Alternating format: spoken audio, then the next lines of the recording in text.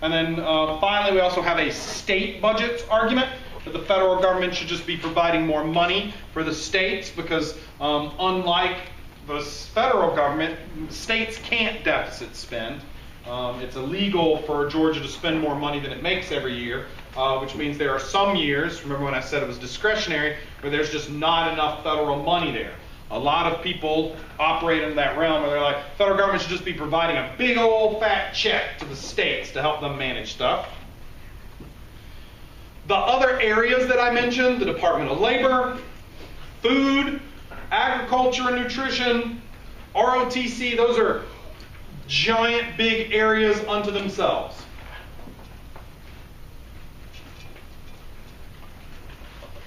And then the last one I want to mention for is constitutional rights. Each one of those, whether it's privacy, and however it can be violated, or whatever way that those are protected, those are particular advantages, particularly if the Supreme Court got involved in education again.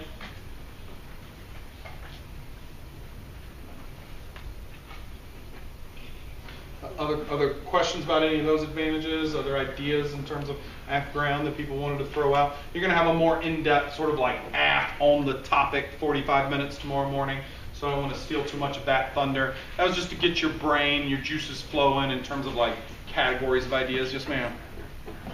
How well school performs be measured by like progress or like by like the average grade? Woo, man, that is a loaded question, and it depends on who you ask. The question for the cheap seats in the back was, how is a school's progress sort of measured? And so No Child Left Behind said, give everybody a test. We'll measure the test. That'll tell you how good a school is. There's a lot of people on the extreme left and the extreme right who both say standardized test, that's a bunch of hogwash. That's about as useful as a one-legged dog on an ice pond. That's not doing anything for you. Extreme left says because that's not testing the right thing. You don't know how much a student is learning by how well they do on a test. And the far right says, who's the government to test me? You know, and so it's standardized tests. And then there are other people in the middle. You know, one of my favorite things, I forget which movie it is like, oh, we really love Katie's progress. She got a, it's Arrested Development. It's like, she got a rainbow in math? What does that even mean? It's like, I don't know. How do we measure it? A's, B's, C's? These things are arbitrary. But we have to measure them somehow. So don't those discriminate against disabled students? Like if disabled students are taking the test, I mean, they're obviously not going to have lower chances of scoring as high as... Whoa, I don't know that I'm okay with that sentence, but no, we're talking averages here, sir. There's not like, I'm not undermining your performance just because I lack traditional abilities, I promise you. Yeah, that's on Owen? Yeah. 504, there's like additional classes. Yeah. Yes. 504, IEPs, extra teachers in classrooms. There are things that are supposed to make those students catch up, keep up, help out. To let the rest of you normies help them out, you know? So you're not holding them back, whatever happens after. All right, negative ground. Sort of the opposite side. So those are all really good reasons why we want to regulate and fund education. These are just kind of like the big reasons. I'm going to keep these big and broad. Like I said, you're going to have another category. Number one, I don't really have a good one. And this topic is a little frustrating in that most of your judges are going to be teachers and educators. And I think every teacher and educator could look themselves in the face and say, you know what we need? More money. That would be great. So it is a little bit biased, but here are the reasons we don't. Number one, it's expensive. There's a whole party. There was a revolution that took place called the Tea Party that was literally just based on the government spends too much money. It was a revolution that's happening in this country. So that is the core controversy. Why doesn't the federal government give more money to stuff? Because money doesn't grow on trees. Second, there's a lot of politics involved in it, and this can take many forms. I'm not just talking about a traditional like political capital dissent. I'm talking about whenever a state shows up to change something, there's a bunch of groups that really invest in it. There was a hearing for the Healthy Kids Act, which was the Obamacare sort of We need to help out schools, HHKA. When there was a congressional hearing, they heard from nutritional experts. They also heard from Doritos Incorporated. They also heard from Pizza Hut. They also heard from Farmers of America. Like, there's a bunch of stakeholders in these fights. Oh, Texas wants to change the law and make it where they have to teach kids that creationism is a good idea. Guess who shows up? You got religious groups. You also have the Houghton Mifflin textbook producers of the state of Texas. They show up. They're like, yeah, we think there should be a change because we'd like to sell another 70 million textbooks. Sweet. Oh, you want to go back to the old books? Boo, it's a terrible idea. We'd want new books. We got to sell them. All sorts of stuff like that. You got teachers unions. You got labor unions. You've got all sorts of privacy rights. You got the ACLU. You got all sorts of groups that get involved when you try to change education. A big argument will be the division of power between the states and the federal government. Those of you who paid attention in U.S. history or understand constitutional system will recognize this as federalism. The 10th and the 14th Amendments and the division of rights between them. Things are enumerated and not enumerated. The federal government has done a good job of being like, oh, we're not really stepping on too many toes. Education is a state thing. Most of these apps will be like, the federal government should get involved. The state governments are becoming a lot more power and a lot more popular with the extreme left in this country over the last 7 months or so. A lot more like state rights. A lot more like, oh yeah, go Governor of Hawaii, you do your thing. Whereas, 30 years ago, they were like, states are all racist. And now they're like, states are all less racist than the big whatever.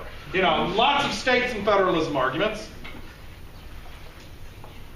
I also wrote down that there are philosophical arguments against schools in general.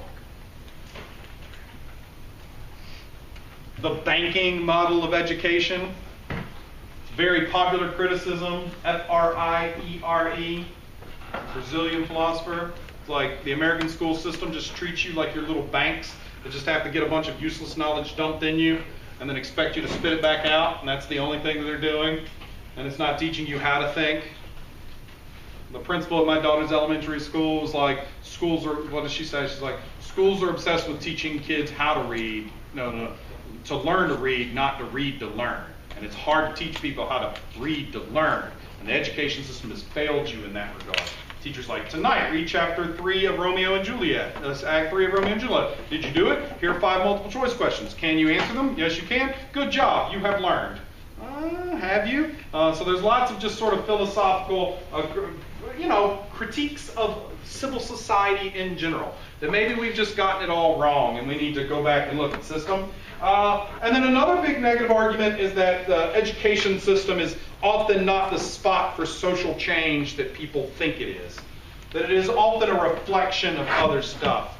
A big fight. Look, anyone who talks about education loves to say changing education will change society.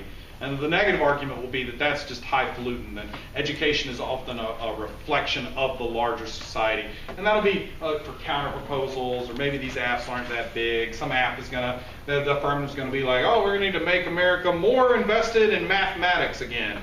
And the negative will say, well, like, that needs to happen in jobs and at home and parents, and the schools will follow, and all sorts of stuff like that. The only other negative argument that I wrote down, nope, I listed them all. Those are big categories for thinking about going negative and answering sort of the school change topic. I have 2 minutes for questions. This man has formulated a beautiful question. I'm going to answer it now for him. And if you've got one written down, if you want to look back up over your notes, make sure that there's something I can't clarify before I let you go. Yes, sir. Okay, so in section 504, it says that any entities that receive federal funding cannot discriminate based on disabilities. Correct. Can entities that don't receive federal funding discriminate based on disabilities? Well, no, there would be a lawsuit. This is just a way of saying that, like, we'll cut off federal funding real quick. Okay, so that's just kind of a double check. Correct. That's a good way of thinking about it. A double check. Yeah. Yes. I'll add in that idea funding is one of those things that there's not a state. I think there's maybe 2 that don't actually, there are like 2 that don't receive funding, and they do receive funding, they just don't receive it at the federal level. Yeah. They don't receive it at the same federal level. Yeah. So there will not be a case that I've seen with these Mississippi unions that don't take true federal funding at its height for IDEA, because the cost is so cost prohibitive to create IDEA programs that benefit students, they're not going to not take it. There you go. Sorry. Yes, sir. What are the standards for charter schools to receive federal funding?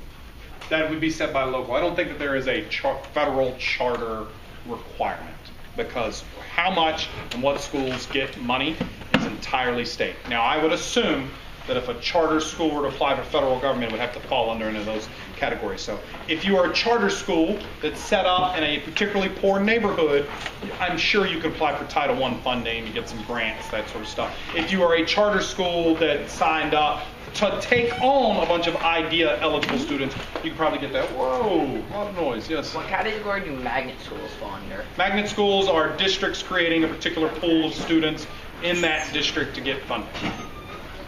Yes. Wouldn't the value of education like kind of fall out? Hey! Can we stay seated? I can't hear people's questions because a bunch of bags are getting put up. We talked last night about respect, quiet, please. Ask again. Wouldn't the value of education kind of be going down if like more local receive like receive free education? So does it become less valuable to be smart because everyone is smart? I don't know. Probably not. I mean, you're trying to ask me the question was like, a high school education isn't what it used to be because everyone has it, so it's no way to stand out in the job market. Yeah, maybe that's true. Maybe you need to go to college now. I've heard some people say that a college education isn't even worth anything anymore. You gotta get that next degree, bump it up a little bit more. You gotta go to business school. Maybe 50 years from now, we're like, oh, all you have is a doctorate? I've got a doctorate. You know, most of the presidents of the universities are like a doctor and a lawyer and a professor and all sorts of stuff like that. Yes? You know, you said schools aren't obligated to take the money. Is there any benefit to that? To not taking the money? Yeah. You know, principles. You know, you saw it with Obamacare for Medicaid funding. There was a big set of money, and all they had to do was meet some requirements. And there were several states that were like, we're not going to do it. You know, we're going to stand on principles. And now most stuff is like, those states are not doing too well when it comes to the funding. But it could happen with education for some of the states, for sure. There are some schools who have turned it down for school lunches. The school lunch funding has to meet certain nutritional requirements. There are a lot of school districts that have been like, nah, don't want it. Pizza, you know, that sort of thing. Yes? So, as far as non-university preparatory schools go, would IB schools fall into that category? No, IB is a very specific curriculum that it is accredited for university prep. So is the AP program. Right. So that's like outside of like federal jurisdiction because like aren't like AP, isn't that run by like a college board? Yes. And that's like a business? Yes. Okay. The College Board is business to be accredited. It's an agreement between school board. Colleges control a lot of this. Like the reason 9th through 12th stays there and the reason it's universal is because Emory University wants the students from Louisiana and the students from New Hampshire and Maine and California all to submit relatively similar data, 4 years of data. That's what we're going to use to determine who goes in. The AP board is the same thing.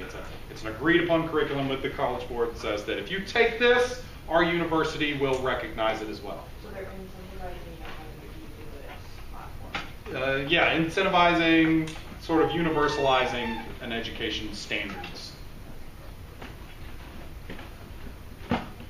Okay, ask plenty of questions, continue to learn. Sorry to hit you with a bunch of facts so early in the week, but you can do it. Thank you all. Stop for 1 second. You are part of my and Tim's lab. We have been kicked out of our lab rooms. We are going to a different lab room. So stay in here until all the other labs